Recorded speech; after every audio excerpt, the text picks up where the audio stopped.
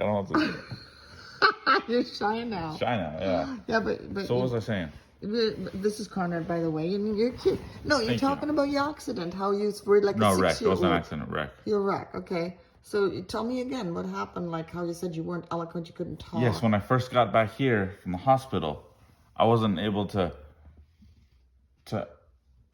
speak properly or express myself in an articulate way, and wasn't expository, wasn't able to expose things, and was completely inarticulate and basically nonverbal because I wasn't able to even talk in a complete sentence. I would respond in like give one word response. Conrad, how you doing? Good. Conrad, do you want to go? No. And it's so my capabilities at the time were so minute, and so I was weak. My spirit was still there, but my mental capability was so weak that I wasn't able to express it. So it was me experiencing all the experiences and going through all the turmoils and hardships, but I wasn't truly able to express myself or make friends or having that. And so I had a lot of false friends at the time because a lot of people were actually, honestly, they were cluttering around me right after I got hurt because I was in the news and stuff, and I was really popular for a little bit. But then, obviously, there were false friends just being around me because of that. As the years went by, they were nowhere to be seen in the future, and it was a total disaster. And then you were lonely because even your old friends left you, right? Yeah, they weren't really my friends though, and so that's what happened. Right. So lonely.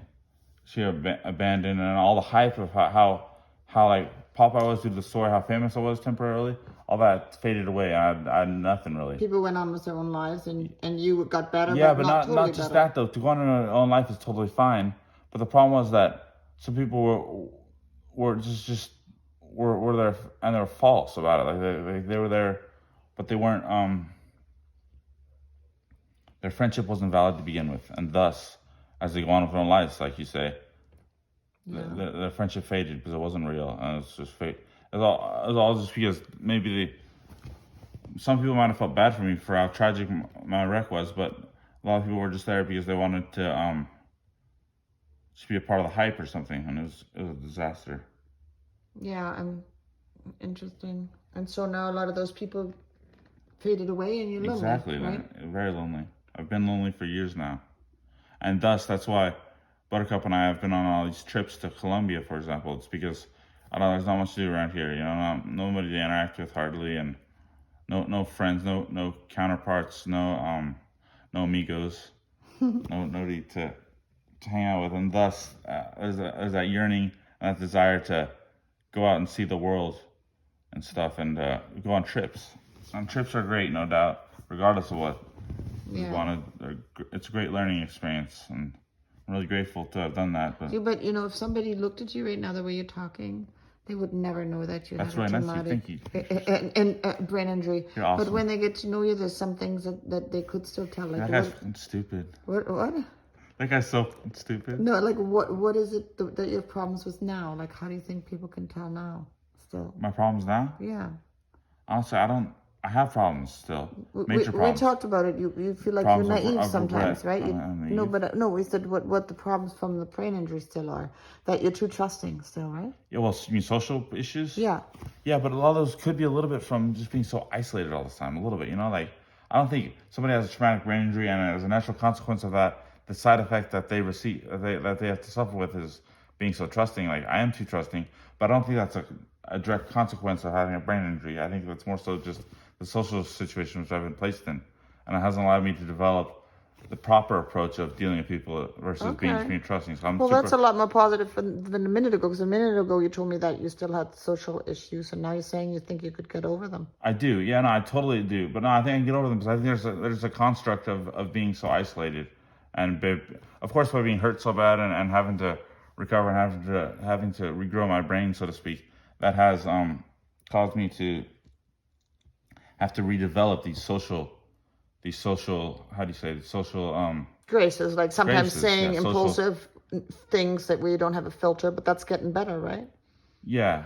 Well, as for not having the filter, after I was hurt, as we just mentioned earlier, I had severe filter issues because I would say stuff, and that more or less was a direct side effect of having a brain injury. And what the brain injury did is it lowered my cognition down so low as to where I had the cognition of a 6-year-old Right. At the beginning. And so, and being a 6-year-old with intelligence, with knowing enough words to be able to say certain sentences, a 6-year-old with that much information in his brain is able to say these phrases and make these statements that otherwise like a 6-year-old would know. Like a 6-year-old may not know what cuss words are that well. Maybe that, I don't know. And so I knew what the cuss words were, so I'd say stupid stuff. I'd cuss and just say stupid stuff and say sexual stuff inappropriately, and it just was a disaster because my brain was hurt. And the problem was that, if I may say yeah, I'd love for you to tell people what actually happened too. Oh, tell what happened right now? Yeah, no, what actually happened to you. Oh, should I say it right now? Yeah, sure. All right, let's do it. All right, well, for the wreck, you mean? Yeah. All right, let's do it right now. So, can you start right now? Yeah. Okay, let's do it. So, on April 23rd, I got up to go to baseball practice in Valley Center High School over here, 45 minutes away or so, or a long drive. And I don't recollect any of it due to amnesia and the trauma of my injury. 10 years ago, right? 2011. 2011, yeah. 9 years ago. So I got up and was driving to baseball practice, and I don't recollect it due to amnesia, as I said just now. And I was hit head on by a construction truck or by some sort of large truck. I was in my Dodge Ram. I was hit on by a construction truck, and it just obliterated my truck. The entire left quarter of it was just blown away, and it's destroyed because I was going the speed limit 55 miles an hour, and the truck was going probably 80 miles an hour or so, and it was a huge truck. It destroyed my truck, and I was extremely injured by it. I was knocked out, obviously, and I have no recollection of it vividly, other than just pure smashing my brain, just constant smashing, and it was hell, just getting smashed over and over. It's one of the worst experiences ever. I never wish that upon anybody. Just getting my brain smashed, just boom, and just feeling just horrible. And so. Do you remember that? I remember getting smashed. It's horrible, horrible pain, disaster, and that's the injury. May I do some injuries? Yeah. Sure. Okay. And so from the wreck, I had my humerus, the large arm bone, was broken. My femur, the longest leg bone, was broken. My leg was subluxed out, worse than dislocated. It was subluxed out. My arm was dislocated, and I still both those two injuries are really severe to this day because they've been unable to heal properly due to the severity of them. That's why you limp a little bit. Exactly, and also the fact that I had a traumatic brain injury, which has not allowed my left side of my body to heal more due to hemorrhaging process. But we'll get back to it later. So I had these broken on my left side really bad. My left lung was punctured. My little toe was broken, which isn't significant whatsoever. It's funny, you always bring it up though. Your little but toe. it was. It sucks. That's the poor thing's broken. It's broken really bad. And then I had my neck broken on 6 different vertebrae. My neck was broken due to the inertia of a wreck, over 100 mile an hour head-on collision wreck. So I had my neck broken, and then all those injuries were so traumatic, and I still suffer them to this day because they have not healed properly, and they just were very severe. They still hurt me. I'm still suffering them every day, but they're nothing in comparison to what brain injury was. The worst injury that's feasibly possible to the body. I had a traumatic brain injury, and mine was known as a diffused axonal. And I was told that it was caused from the inertia of the wreck of going that fast into such a heavy object, and whatever the case. Mine was so severe that the doctor even told me that mine was extremely rare because generally when a traumatic brain injury occurs and somebody suffers one, the survivor of the traumatic brain injury is able to live and is able to recover from it because the brain is such a magnificent thing that when part of it is lesioned and part of it is injured, the other parts of the brain can take over for it. It's a really amazing thing. It's a brain injury.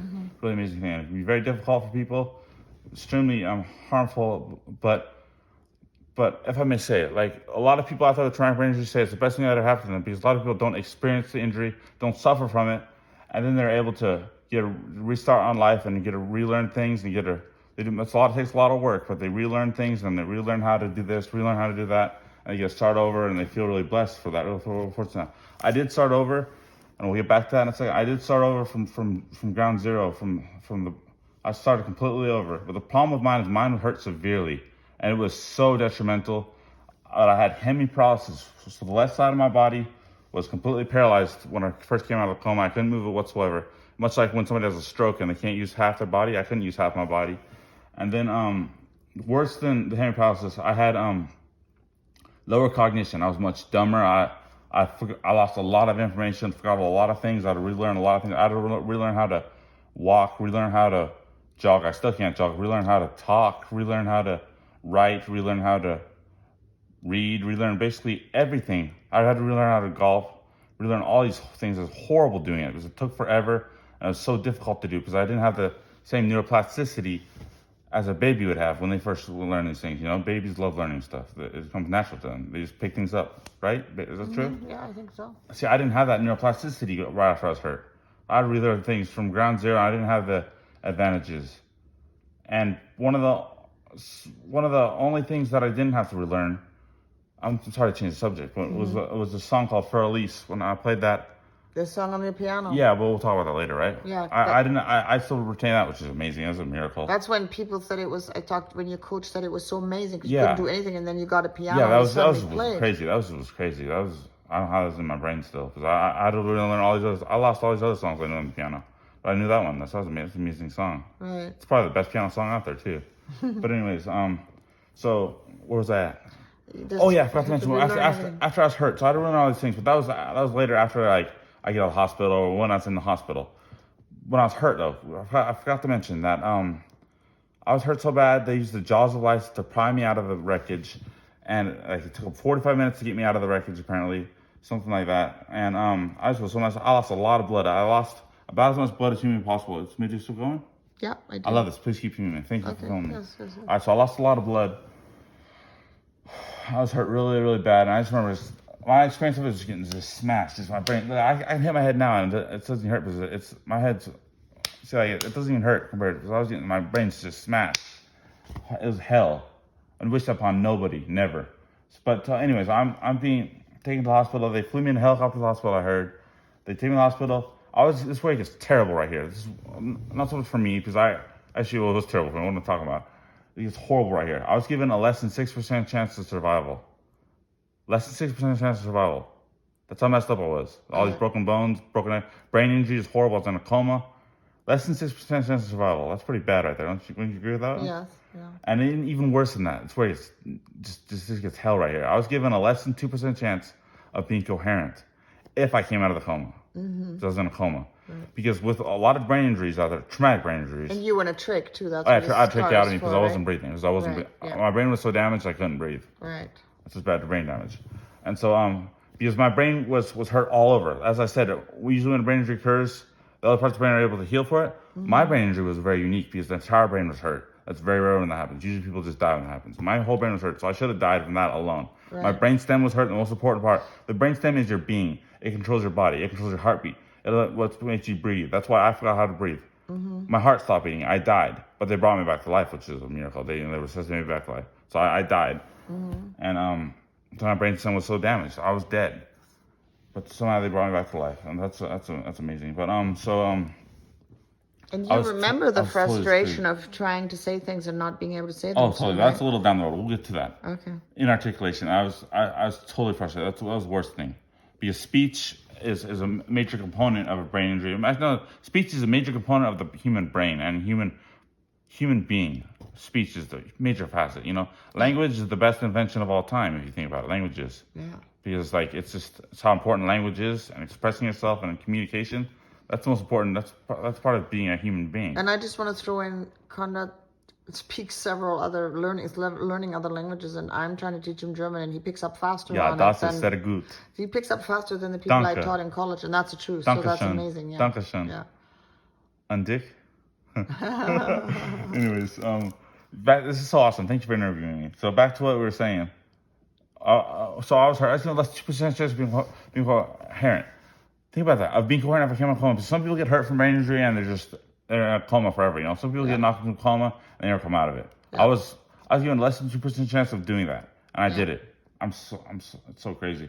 And also, some more horrible stats.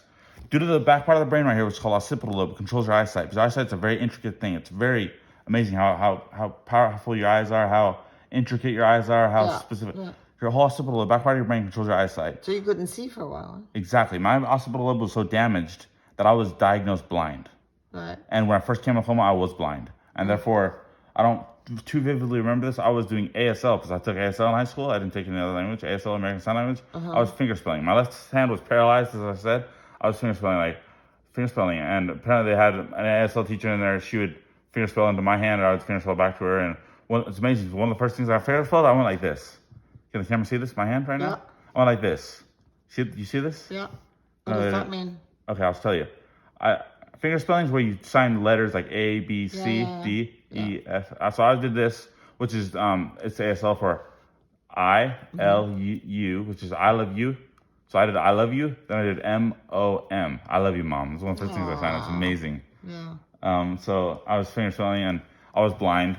And I don't remember that too vividly. I just remember being in hell and blackness, I remember visualizing like parts of Valley Center over there because I thought I got hurt in Valley Center for some reason. It was one of the first memories. I thought my wreck was in Valley Center for some reason. I don't remember why I thought that, but I remember visualizing there and thinking I died and I descended down to hell after my wreck. That's what I thought happened to me because I was in hell. There's another thing, if I may say, that happened to me was that, okay, this is a little bit crazy talk right here, but I was told that I was infected with this good bacteria called C. diff, C. diffilus or something like that. That's what I was told. But the truth was that somebody came into my room, not against him as well, he was allowed to, and he massaged a pressure point on my back because I wanted this. I said if I was in a wreck, I wanted this to happen to me or something stupid like that. Sorry to cuss. He massaged the pressure point on my back, and that caused me severe pain, and I was infected by C. diff because I took like, what's the word? Antioxidants? No, tell me the word. Help me out. Antibiotics. Antibiotics. Perfect. All right. I took antibiotics, and so therefore the good bacteria took over, and it caused me infected by it. And I was defecating myself endlessly. It was hell. I swore I thought I went to hell. I was praying to God just to give me my shotgun back so I could just blow my brains out and end my life. I would have killed myself right there, even though at the time I would have been incapable because I only had one hand available. However, it was just hell. I was burning. And that's where I want to talk to you. Thank you for recording me because I wanted to put this out there because I know for a fact right now, as tragic things happen out there, as horrible things that happen in the world, as horrible of situations other people have been put into, the worst thing that is humanly possible for any organism, for bugs even, you can see it, is to be burned alive. That's the worst thing that can ever happen. A person could live a great life, enjoy every second of it, and then if at the end of their life they were to be burned to death, that's hell. That's horrible. That's the worst. I know that for a fact because I experienced burning in my left hip from the C. diff infection and from the pressure point that I was pushed. I experienced burning.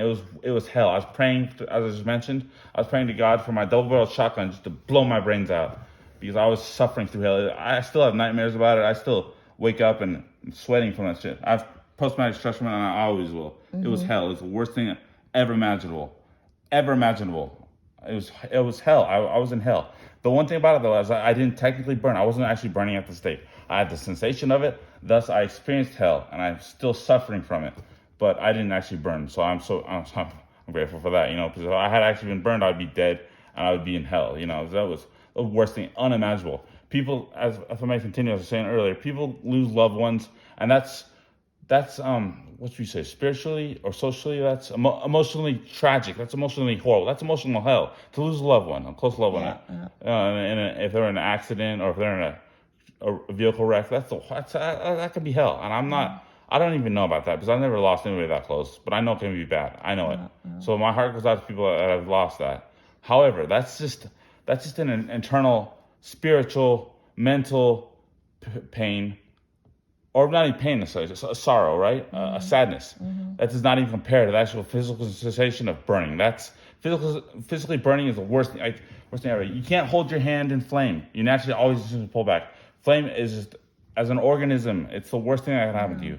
And I know that. You know that too? Okay, yes, good. Absolutely. But what I find also interesting is like, it's 10 years ago, and I still remember it, and that's horrible.